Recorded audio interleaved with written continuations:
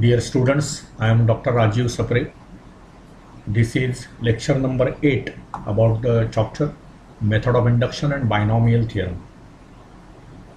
See, till this lecture, we have solved lots of problems where we used induction method, and as I told that this method is used to prove any property about positive integers. Now you know what are positive integers. They start with 1, 2, 3, etc. But sometimes what happens? The induction starts at say fourth term. That means when n is equal to 4, from there onwards the results are true, or whatever result is given, it is true. पण त्यावेळी आपण इंडक्शनची पहिली step जी आपण P1 is true अशी जी लिहितो ती P4 is true तिथून सुरुवात करावी लागेल. हे व्हॅरिएशन आपण एका प्रॉब्लेममध्ये केले पण होतं. You should note that. Now we will do some more problems, 1 or 2, depending on that induction method itself. There is something called as a recurrence relation, right? Recurrence relation. This is actually one topic studied in combinatorial analysis. Recurrence relation. What it means? That you are expressing, suppose I have a sequence. Sequence we have studied. An is a sequence, suppose. An is a sequence. Now, sequences are written in two ways. One is you can directly give the formula in terms of n. That means you can write an is 2 raised to n for all n. It means what? You can write a1 is 2 raised to 1, a2 will be 2 squared, etc. ak, it will be 2 raised to k, and so on. This is the sequence. This is explicitly we have expressed the sequence. Nth term of that sequence is expressed in terms of n. But now sometimes it happens that for example you consider factorial. See, 1 factorial, then 2 factorial, then 3 factorial, 4 factorial, right, etc. This is also a sequence. This is also a sequence. I know that n factorial is the general term. General term ह्याचा अर्थ काय? Term expressed in terms of N. त्याच्यामध्ये एनची विशिष्ट value टाकली की ती term मिळणार मला. म्हणजे 4 ह्याच्यामध्ये मी टाकलं तर मला 4थी टर्म मिळणार त्याची 4 फॅक्टोरियल. 10 टाकलं तर 10 फॅक्टोरियल 10वी टर्म मिळेल. त्याला जनरल टर्म म्हणतात. त्याच्यामध्ये पर्टिक्युलर मी एनच्या व्हॅल्यू टाकत गेलो की मला त्या टर्म्स मिळत जातील. This is a sequence. परंतु हाच सिक्वेन्स मला असा लिहिता येईल ना, A N is equal to काय बघा, N factorial. And now this can be written as n into A N minus 1. कारण ए एन मायनस 1 हे काय होणार बघा ना. सी, ए एन मायनस 1 जर तुमचं ए एन म्हणजे एन फॅक्टोरियल असेल तर ए एन मायनस 1 म्हणजे काय होणार, एन मायनस 1 फॅक्टोरियल. त्याच्यामुळे ही जी टर्म आहे ती काय झाली, n into n minus 1 factorial. म्हणजेच काय झालं, एन फॅक्टोरियल. म्हणजेच काय झालं, मी nth term of the sequence ही त्याच्या आधीच्या टर्म्सच्या भाषेमध्ये लिहू शकतो. याला म्हणतात रिकरन्स रिलेशन्स.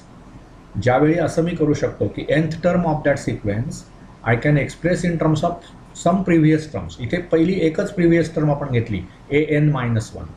मग ह्याला म्हणतात रिकरन्स रिलेशन. अशा टाईपची जी सिक्वेन्सेसचे फॉर्म्युले आहेत दे आर ऑल रिकरन्स रिलेशन्स. लक्षात घ्या. म्हणजे फॉर एक्झाम्पल, आणखी एक एक्झाम्पल मी तुम्हाला देतो. समजा मी हे असं लिहिलं, for all n a N is equal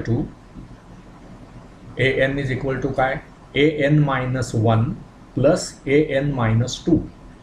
आणि इनिशियल टर्म्स मी दिल्या, a1 is say 1, a2 is also say 1. दोन इनिशियल टर्म्स. आणि this is true for all N.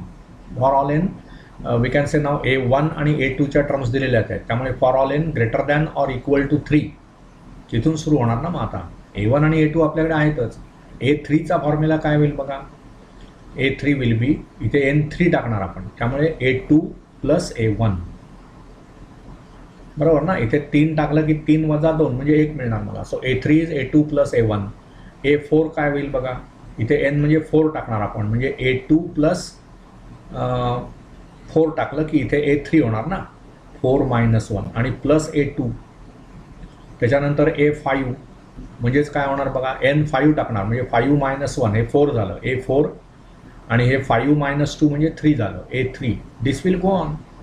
म्हणजे काय होईल बघा, पुढची टर्म म्हणजे थर्ड टर्म ही आधीच्या दोन टर्म्सचं ॲडिशन आहे, A1 आणि A2. आणि A1 आणि A2 तुम्हाला दिलेल्याच आहेत. चौथी टर्म ही त्याच्या आधीच्या दोन टर्म्स म्हणजे दुसरी आणि तिसरी यांचं ॲडिशन आहे. पाचवी टर्म ही त्याच्या आधीच्या दोन टर्म्स तिसरी आणि चौथी यांचं ॲडिशन आहे. असं चालू राहील. यालाच म्हणतात रिकरन्स रिलेशन. आणि इथे काय झालं बघा, कुठलीही टर्म म्हणजे आता ह्याच्यातून काय सिक्वेन्स जनरेट होईल बघा, 1 आणि 1 या पहिल्या दोन टर्म्स आहेत, त्यांचं ॲडिशन म्हणजे पुढची टर्म म्हणजे 3 झालं, सॉरी 2 झालं. त्यांचं ॲडिशन म्हणजे पुढची टर्म म्हणजे 3 झालं. त्यांचं ॲडिशन म्हणजे पुढची टर्म 5. त्यांचं ॲडिशन म्हणजे पुढची टर्म 8. त्यांचं ॲडिशन म्हणजे पुढची टर्म 13 अँड सो ऑन. हा सिक्वेन्स तयार झाला. ह्याला हा जो सिक्वेन्स तयार झाला तो कोणत्या रूलमुळे तयार झाला? सिक्वेन्सला रूल असतोच ना, nth टर्मला रूल असतो. तो रूल इथे काय आहे, an is equal to an-1 plus an-2. हा तो रूल आहे. ह्यालाच म्हणायचं रिकरन्स. का तर nth टर्म ही nच्या भाषेत नाही लिहिली आपण, आधीच्या टर्म्सच्या भाषेत लिहिली. असे जे सिक्वेन्सेस असतात ते रिकरन्स रिलेशन म्हणून ओळखले जातात. तर हा आपल्याला अभ्यास नाही करायचा आहे. मी फक्त एक तुम्हाला उदाहरण दिलं काय असतात रिकरन्स रिलेशन्स म्हणजे काय. आता हे तर फिबोनाची रिलेशन आहे. एक फिबोनाची सिक्वेन्स म्हणून एक मॅथमॅटिक्समध्ये महत्त्वाचा इश्यू आहे. हां, तो आत्ता आपल्याला अभ्यासामध्ये नाही आहे. परंतु हे जे रिलेशन आहे याला रिकरन्स रिलेशन म्हणतात. आणि हे recurrence relation of Fibonacci sequence, Fibonacci, समजलं ना, हे त्याचं नाव आहे या सिक्वेन्सचं, फिबोनाची सिक्वेन्स. ठीक आहे. तर आपणाला इथे जो आता रिझल्ट प्रूव्ह, हे सर्व मी कशासाठी सांगितलं तर तुम्हाला जो आता रिझल्ट प्रूव्ह करायचा आहे, जो इथे बघा 15वा problem, given that, problem number 15. Okay, कुठल्या एक्झरसाइजमधला प्रॉब्लेम आहे बघा,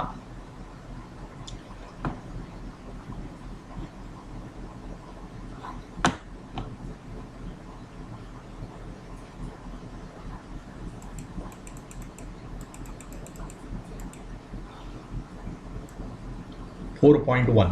Okay, so that we are going to solve problem number 15 from exercise 4.1. okay, so here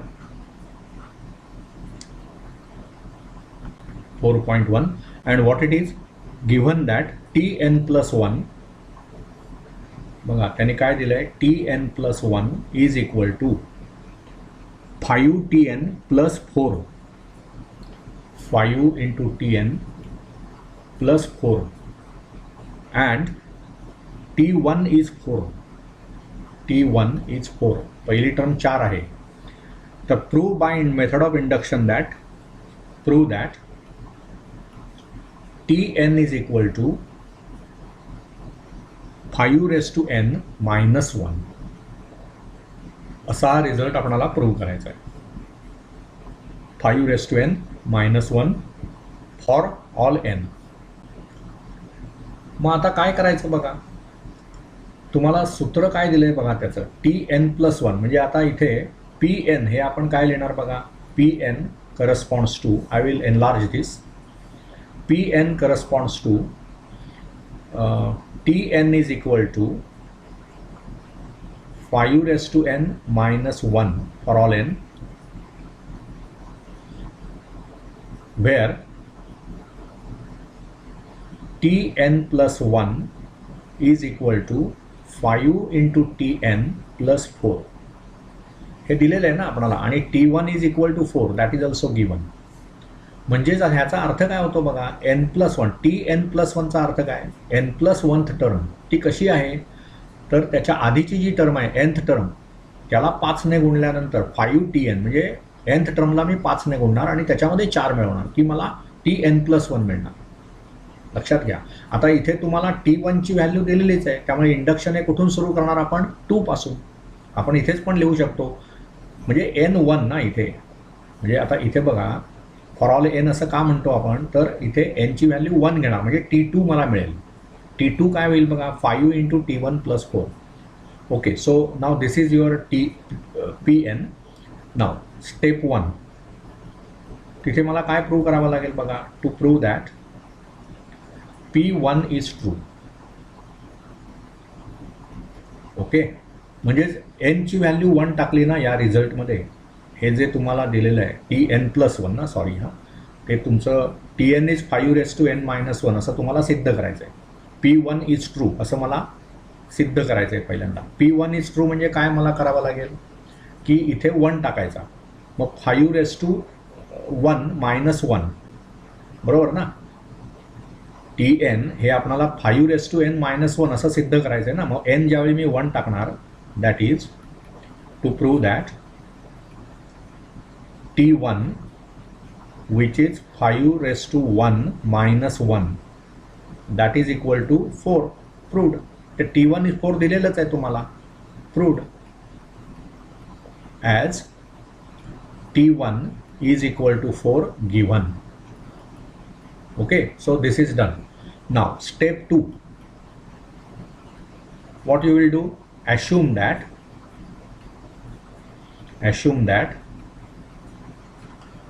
Pk is true.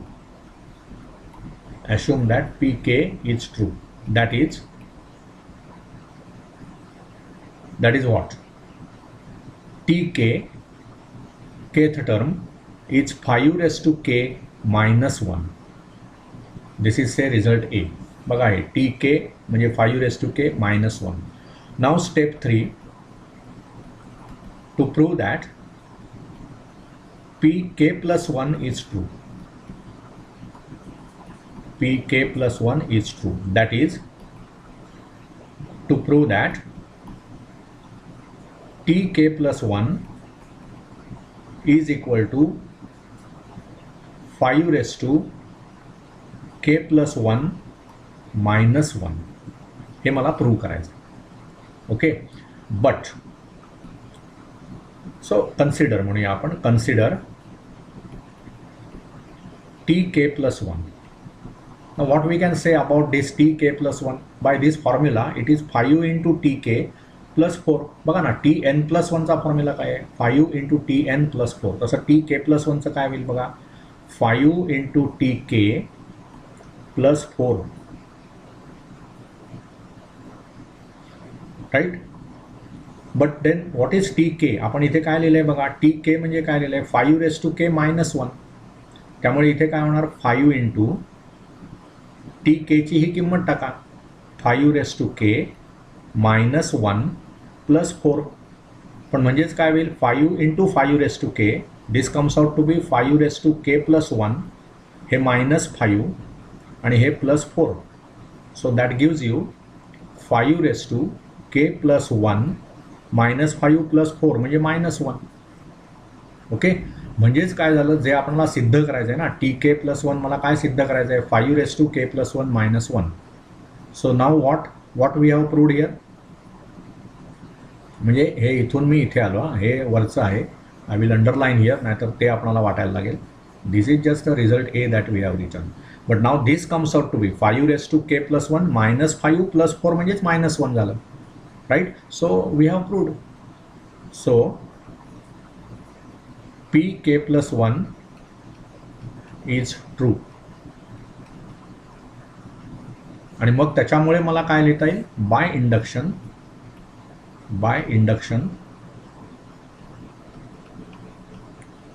result is proved. Result is proved for all n. Okay, so this is proved. Finally, you can write this statement that Tn+1, if Tn+1 is 5 into Tn plus 4, where T1 is 4, then we can say that Tn is 5⁻n-1 for all n. This is what we have proved. See, this type of relations play very important role in mathematical theory. आणि त्यातलं एक तुम्हाला त्यांनी दिलेलं आहे by induction prove करण्यासाठी. We are not studying theory of recurrence relations here. ठीक आहे, एवढंच आत्ता त्यातलं आपल्याला समजून घ्यायचं आहे की how I am going to use induction method to prove the recurrence relation. Now another problem we will try.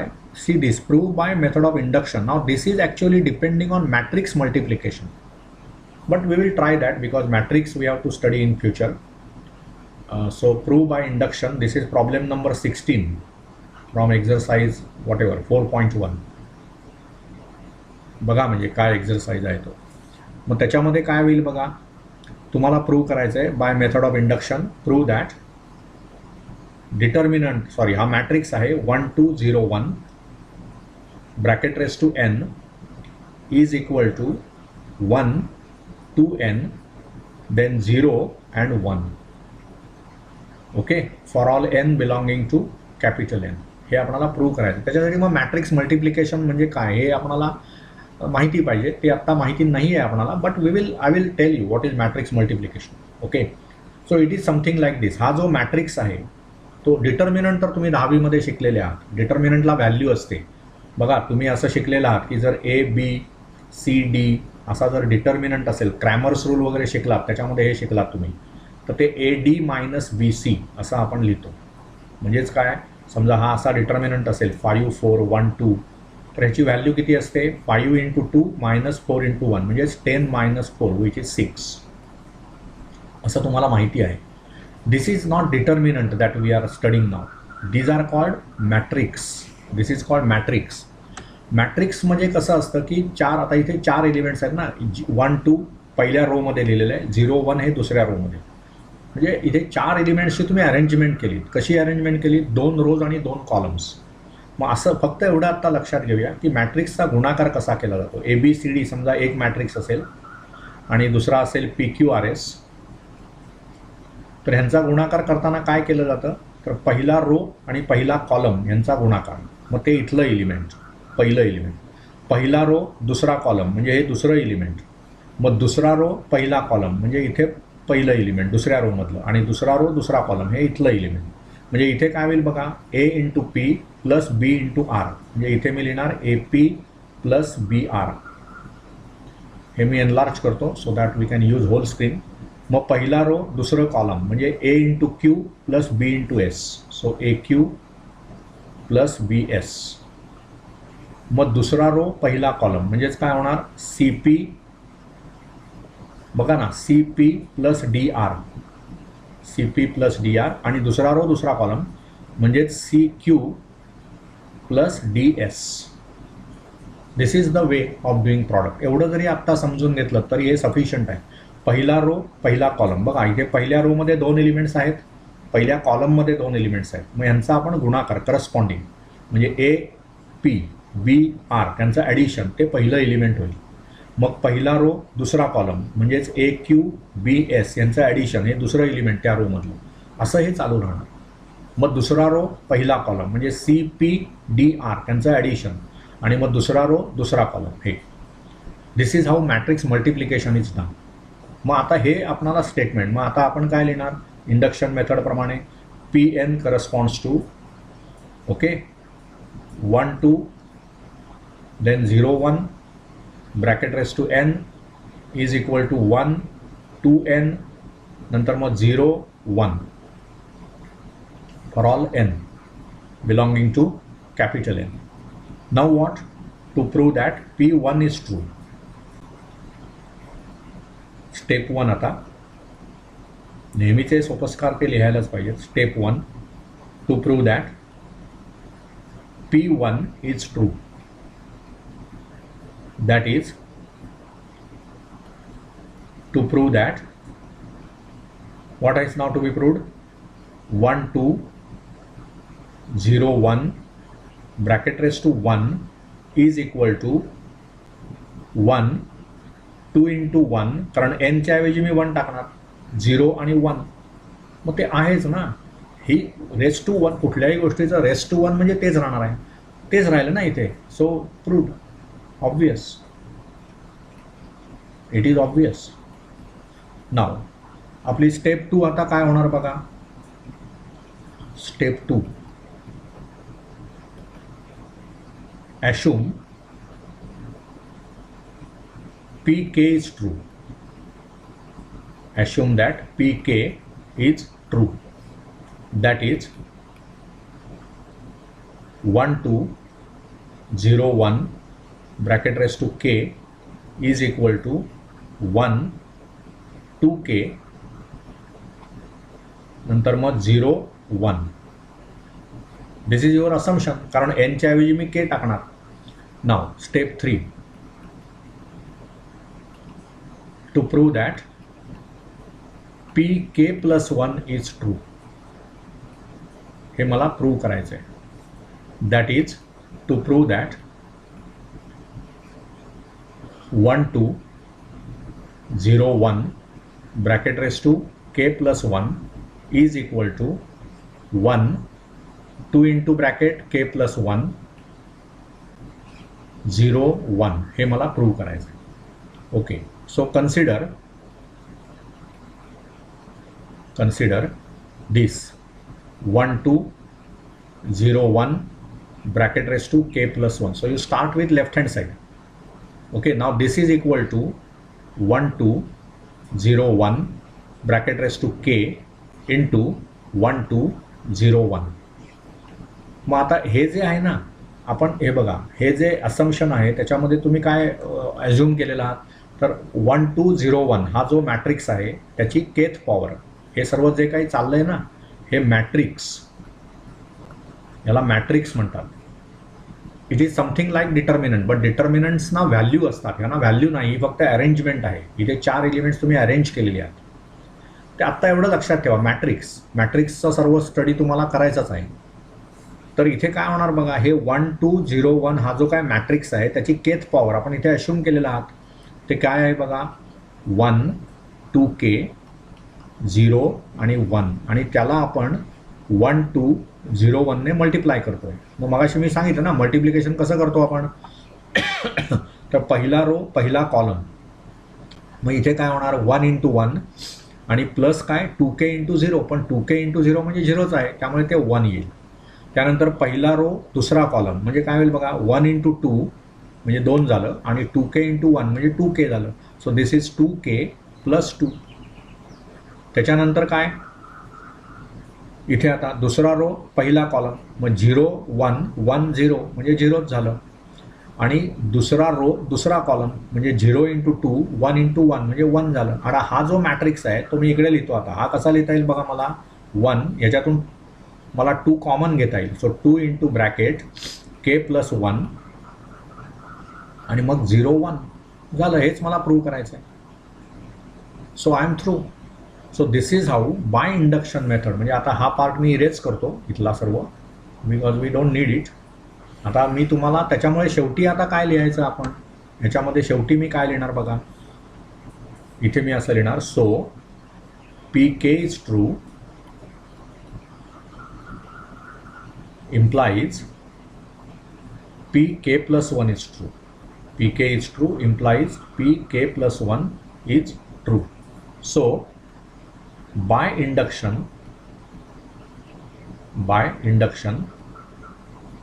result is proved. By induction result is proved. That is, for all n belonging to capital N, the matrix 1 2 0 1 bracket raised to n is equal to 1 2 n 0 1. Hence proved, right?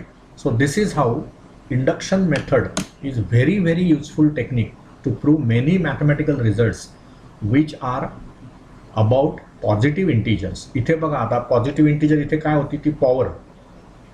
इथे आपण कशाच्या बाबतीत prove केलं, तर एखादा समजा आपण 2 रोज आणि 2 कॉलम्स असलेला मॅट्रिक्स घेतला तर त्याची nth पॉवर काय असते हे आपण इथे सिद्ध केलं. Now n is a integer, positive integer. For all n belonging to capital N we have proved this result. So this is beauty of induction method. Okay, so in the next lecture probably we will start with binomial theorem. Okay, thank you. We will continue in the next lecture. Bye.